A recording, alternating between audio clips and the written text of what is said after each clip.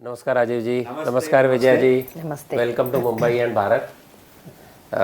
The first time I have toured with you on this your programs in Mumbai, and response has been very good. So with that welcome note, I'll go immediately to the topics. I have heard your question answer many places, so I try to be different, like being different. So my first question is, you wrote Breaking India about a decade back, and you made many forecasts which are still coming true, and people are surprised. At what time did you realize that book is already outdated and need to write a new book and move to Breaking India 2? What was the time and how much time it took for you to do this research and come with this 2.0? Perfect. So, for many years, first of all, I want to know that I'd like to not look at just examples and some problem, but always go beneath the surface. Like a good doctor has to see what's the root cause. So when I keep looking beneath the surface, I look at the flow of ideology, the flow of funding, what is their agenda, and then when I start finding that there is something common between this one and this one and this one, there's some common source, that becomes very exciting. So one of the common sources I started discovering was how American Marxism, racism, was being turned into Indian casteism and equated. This is a very new thing. पहले कभी हुआ नहीं था इतने scale में. Second, I found that this center of all this activity against India being Harvard, not Church, which was in the Breaking India 1.0 or Maoists, and now it is like a very prestigious place where the elite people go. Government sends IAS people. Government sends IAS people with government expense for training to Harvard, who are supposed to come back and be a good government people, but they are learning all these things. So this is a very big surprise. Then I found that the Indian billionaires are funding this. So all these things came together, and I realized that this is totally different than Breaking India 1.0. Now the strange thing is, when I started writing this, when we started talking to people, our own people thinking, हाँ हमने सुनी हुई बात, because they thought कि Breaking India 1 ही होगा. True. So we have to now tell people that this is different. The Kurukshetra has changed. Right. Our enemy is not sitting still. Right. So previously we learned how to combat them in the old way because they were a certain level. Now they have changed the game and we have to change accordingly. So that is why it's needed today. So when did Vijaya ji enter this particular part of the battle? So there is a lot of research that came about, and one of the things that I've learned working with Rajiv ji is how do you put a narrative together? How do you see through all this, data points that you have? How do you make a connection? And more importantly, how do you substantiate it? We make sure the references are all there, double check. In fact, our endnotes are more than 100 pages. And not only that, we've gone through many websites. One of the things that Rajiv ji does is to make the team make a copy, because tomorrow they could scrub all these websites and say, we've lost the evidence. So it takes very meticulous, not just finding these data points, connecting them, coming up with a framework, but also making sure that we are just not making ad hominem attacks. We are not making personal attacks. We are not just sort of coming up with conspiracy theories. So we have to collect the data, make sure that it's all secure, the data is secured, and then, so that we have a well, presented argument and with tight references and, a backing of. So one point she made, I want to elaborate, is that we have, there are 1200 references, something like that.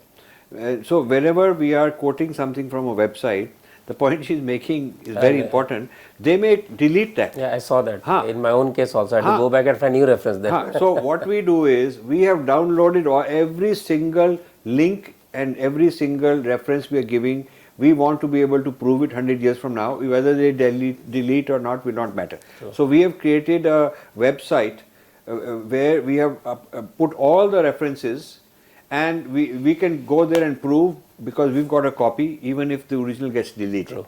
This is very interesting. That much work, I think most scholars won't go. So this change of Kurukshetra brings me to the second question, that new left seems to be ahead in the game. They're always the generation ahead of us. Yeah. So I read the book, I realized that maybe Breaking India 1 was at least people had some idea what's happening on the ground, but 2.0 is Nearly everything is new, though we have snatches of it. I go on TV debate, I bring out some research, I talk about it, but the depth of that information, so it makes me wonder the new left which is ahead of the game. For example, people said Wikipedia is fine before they realize that Wikipedia is being controlled by the left, Right. at the back end, by the editors. Same is true of YouTube, same is true of Twitter. So people who will cancel you, who will stop you. So this being ahead of the game.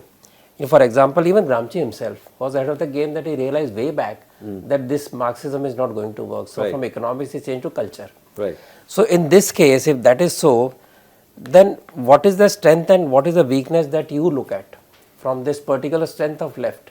What is the weakness from where you think you can, take a counter against them? So the strength is what you pointed out. Firstly, they are a very mature ecosystem, like which we are not. They all work together. आप एक के साथ टक्कर हो जाए, one fellow they will have hundreds of them after you next morning. In my case, if they come after me, then I have to go calling people saying, Ratan ji, please help me. You have to call some people. Somebody will join, somebody will say we don't want to. So they don't have that problem. They have a standing army. There's a very big strength. Secondly, they are very serious scholars. They read a lot. They know more about us than we know about them, by and large, in terms of the average person. Imagine how much they study about us, and they write and have meetings, gatherings. So their level of rigor is very high. Ours are more emotional, bombastic kind of thing. But the level of rigor, very, very few people are very good scholars. So these are advantages they have. And third is they are global.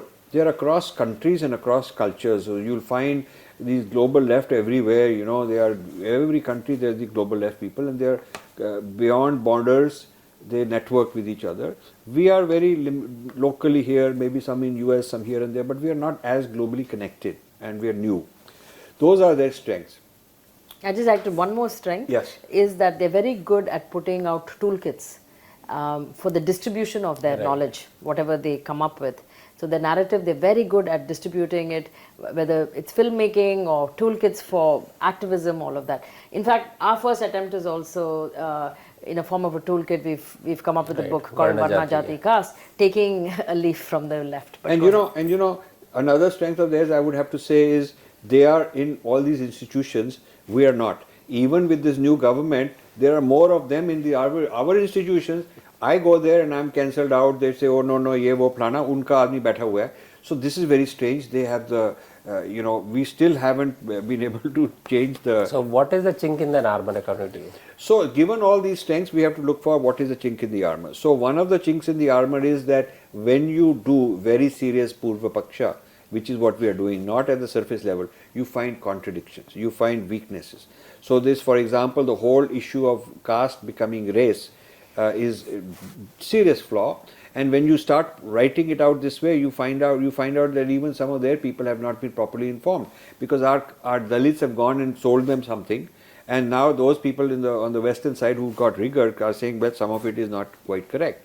So we are able to use their own logic, their own arguments back on them. That is something which requires hard work. Another thing is that there are conservatives in other countries. They are not Hindu conservatives, they may be Christian conservatives or some other kind of conservatives. They have a big problem also with wokeism.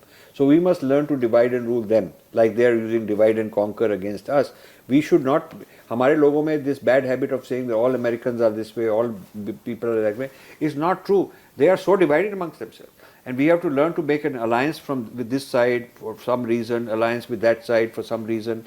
There are certain things that we can have alliance with French, something with British people, something with American conservatives, something with American liberals also. So these are, it requires more detailed knowledge of these people. True. Because if you look at how many sampradayas we got, if somebody wanted to figure out how to penetrate India, he would need to know so many parties, north, south, all kind of things, and then he can figure out whom to make alliance to get in certain place.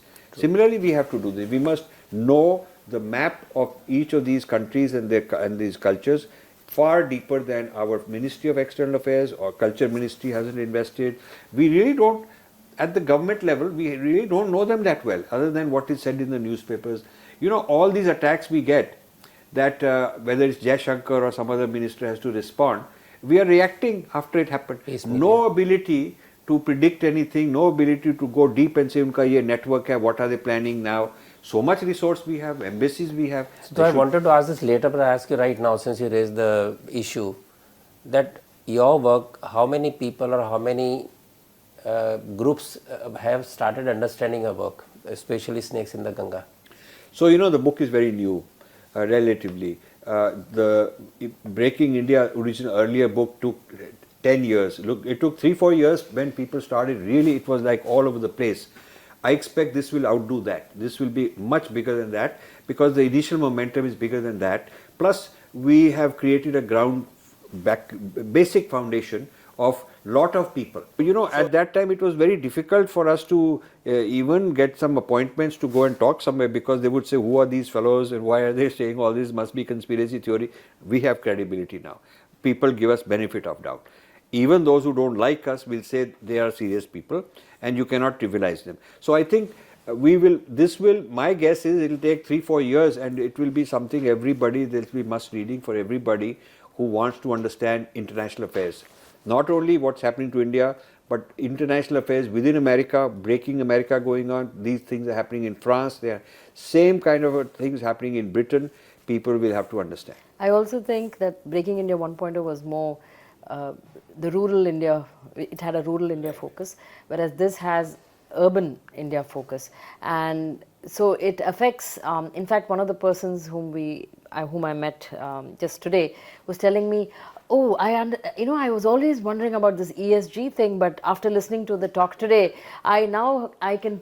He was doing work on ESG. He said, I'm rethinking whether I should do it. So he said, now I understand what's behind this, right? So it is actually affecting the person that reads the book. It's not a villager, that it's affecting. It's actually affecting you and I, people in the workforce, in their children, in the education system. So that's why we think this will have a bigger momentum. So along those lines, one of the things that is done top down is that they create a certain area in which they start developing an index to measure how to measure your social justice, how to measure your religious pluralism, how to measure your diversity, how to measure your environmental policy. So all kind of things you measure, you create some index. Now those guys overseas create the index and they decide how to evaluate it. Methodology. Have you thought of you creating some index? But I will come to that. So they therefore are the judge because unka criteria hai, therefore ultimate judge is them. All the people in the world are being trained by them. All these institutes that are doing ESG training, this, that, HR departments, all these corporate people. Ultimately, the person who's trained has been trained by somebody who's trained at Harvard, things like that. So they are controlling the world evaluation of all kind of things and their trained people are carrying it out and they can at any time downgrade you because of you no good, so they you downgrade you. So this is like the latest form of colonization. It's a very stupid thing for our country to sell out to that. And there is a whole market of industry of people who are consultants running here and there, actually part of this. This is something amazing. Now to your question, can we set up the index? For example, a very important index we should set up is, we should do an evaluation of all the foreign universities that are studying India and evaluate them on various criteria. Are they authentic, not authentic, are they pro, this, that, whatever it is, whatever, we can develop an index. And we can go and do an audit and evaluate, and we can train other people of our kind. We can, if an organization wants, we can conduct a workshop, train their people how to evaluate. So, then they'll be on guard that we are watching. If we are watching, then it gives us clout. If somebody wants to donate and give philanthropy to some group, he will look at the index and say, no, I can't give it to you because that guy's index is better, yours is not good, please work on it. It gives us some power. This would be great, as one example. On a lighter note, actually very serious note, and knowing that Islam and communism cannot coexist, new left, any left cannot coexist, how come this alliance is there and how long this will last? So this alliance will last a long time because they want to finish off enemies and they have common enemies. So in the Western world it is Christianity, in the Indian world it is Hinduism. So the difference is that in the Western world the Judeo-Christian right wing is highly organized, highly mobilized to fight back, and they have good, brilliant people. while our is just beginning to get organized and there are fewer good scholars doing it. But the Islamo-leftist alliance is solid for now, but I think at some point in time, enough Islamic people will understand that, that the left is undermining them and vice versa. The important thing is you ask them to bring the other side into their office, like you ask the masjid, the head of the masjid somewhere, that let's have a leftist conference here. He will not want anything to do with it. You tell him that we are going to bring these women in mini skirts and these LGBTQ people who are trans and उनका तमाशा यहाँ करेंगे, अपने mask में करवा दो, क्यों नहीं? Why not? Sufi festival जो होता है दिल्ली में, very big Sufi festival. I told one of these guys, he is a Nawab of something, met him, he's very nice, pompous guy, all these Indians sitting there at his feet like he's some big shot, you know, in one of these farmhouses in Delhi. So I am the one who spoilt it because they invited me as a guest. So I said कि आपका ये जो Sufi film festival होता है, Sufi festival होता है 5-6 days in Delhi.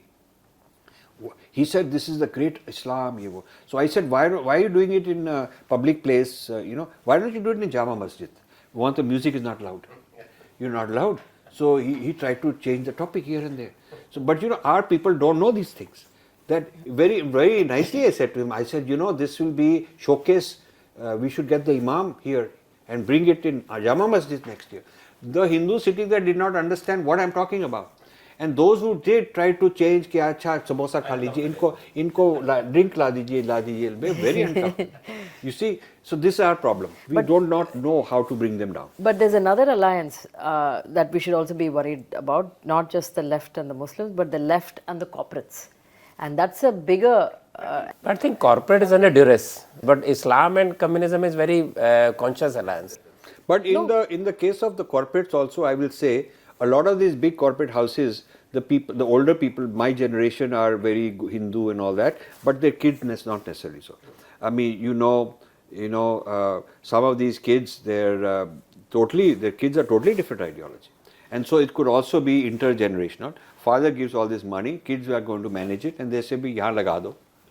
Yeah, Murthy Library is an example. Murthy Library is an example, and I wouldn't be surprised if a few of the others. I haven't looked into it, but based on what I am told, their kids are not aligned with our civilization. I heard 2 stories like that from US today. That brings me to another question, that since a lot of atrocity literature is written about India, are there people who are writing atrocity literature about the other communities, and are we trying to open new battlefields like they open the battlefield for us to rush there and you put some fire extinguisher? Is there anybody has plans of creating new battlefields for them? Because there are too many contradictions. There are too many contradictions. And so the thing we have to leverage, where we need help because we are trying to do it single-handedly. But there are so many battlefields internally where a certain group of people within the Western world is attacking another group of people within the Western world. We have not come up with alliances. We have not identified them, brought them here, understood their argument, used them to argue on our side. So so I'll give you an example. Long before the Ram Mandir happened, this mosque was demolished and all that, there were people wanting to demolish it on our side. So they asked me what to do. So I told them that a lot of the pre-Christian pagan people want to demolish the churches, and the left supports it. So, for example, you go to Mexico. In Mexico City, the biggest cathedral, huge cathedral, is considered a World Heritage Site. They were doing some renovation work, and in the basement of it, they found that it was built on top of a Native American temple, just like building masjid on top of mandir. So that happened. The left supported the Native Americans and said this should be demolished. Big story on that. And then they found many other places in South America this had been done. They were anti-Christian because then the leftists were supporting the natives. Now, whether they succeeded or legal, there was a stay order, that's a different matter. I told our people, bring these kind of leftists here. They are not Indian leftists. Keep the Indian leftists out, bring the leftists from these countries and tell them that we got the same problem. And let them come and talk about why this church in Mexico City should be demolished, why it has created a problem, natives have more rights. we should be positioning ourselves as the natives of this place along with like the natives of other places. So we can find bhed and cleavages in their alliance, but we have to be very clever about using it. You know, we have more in common with blacks, with Hispanics, and as a persecuted and native Indians, as persecuted communities and races. Then how come we are not able to create an alliance with these people, and these people are more happy going to the left? So let me tell you, yes, but since you've read Breaking India, the original one, I talked about the Afro-Dalit in that book. Now I told people here 12, 13 years ago that Afro-Dalit is going to become a very big problem. So we should go and educate the African Americans, the blacks, from our point of view. We should talk to them about we've all been colonized, they've been colonized, we've also been colonized. We should build these bridges, but we didn't do that. So it's a negligence on our part. Now it is like too late because the other side of the left captured this Black Lives Matter movement. The left captured this Black Lives Matter, and then they brought in the Muslims, so the Muslims captured it, and now the Dalits have said, okay, now we can come and do this. So this coalition of blacks, leftists, Muslims and Dalits has been formed. It is a recent thing. It is not necessarily that solid even. We should bring Dalits on our side. Our case is very strong in the sense that, why am I being called oppressor? I always go there and say, my culture has been oppressed for 1200 years. I am colonized. Before the British, I was colonized by the Muslims. So when I say that and I have hard facts, they have no answer. They can just avoid me and blame me and attack me, but they cannot answer to me. So we have very strong arguments that we need to train our people how to use these arguments. For lack of time, friends, I have to close the interview now. But I can tell you, you may find many of the arguments too much outlandish because you never read the book. There are too many terminologies, too many points coming up. So I would suggest that you read Snakes in the Ganga, so you can understand what arguments were going on and then see the interview again. Thank you so much. Namaskar.